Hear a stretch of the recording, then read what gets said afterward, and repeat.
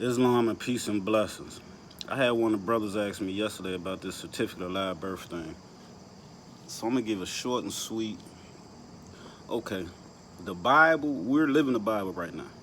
You just don't know it. Okay, the 18 years that you go to school and all that, that's the 18 missing years of Jesus when he went to school and all that.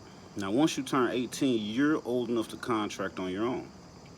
The birth certificate doesn't even apply to you when you turn 18. It's automatically void. But you keep being the birth certificate. That's why you keep being a straw man. It's voluntary. Law governs all events. You have to go study the law. Now, what I want everybody to do is go look up these two legal words. Infancy, INFANCY, infancy, and look up lack of necessary signature. I want y'all to look up both of those legal words.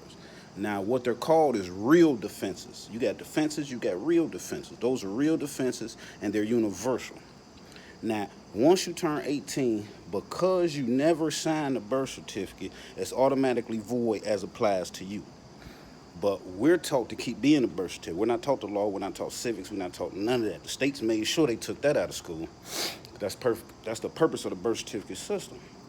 Now, because that contract was made when you was an infant, it's called infancy, INFANCY. It's automatically void once you turn 18. So the brothers keep talking about send it to the Treasury. You didn't get your birth certificate from the Treasury Department. You got it from the Secretary of State. Take it back to where you got it from. But before you do that, you have to proclaim your nationality and citizenship. It's that simple. The birth certificate has nothing to do with you once you turn 18. You got people signing it, talking about they authenticated it. And why would you want to authenticate the birth certificate and it deals specifically with a straw man, a legal person? That don't even make no sense. And that's why I keep telling y'all about these made up redemption processes. They're made up. The redemption process is already the law. Once you take back your right of publicity, because that's what you're doing with the birth certificate. The state owns your right of publicity. That's why when they sued Facebook, Snapchat, and all that, they sued them under the Right of Publicity Act because they own your right of publicity. Now, once you take it back and put it into a trust, a business trust, an irrevocable business trust at that, then you allowed to do business on your level, whatever your level is. But the birth certificate don't have nothing to do with the Treasury. You're not supposed to authenticate it and sign it. You're not supposed to do none of that. Look up the legal words infancy and lack of necessary signature. And then look up the legal word real defense, because there's actually 10 of them.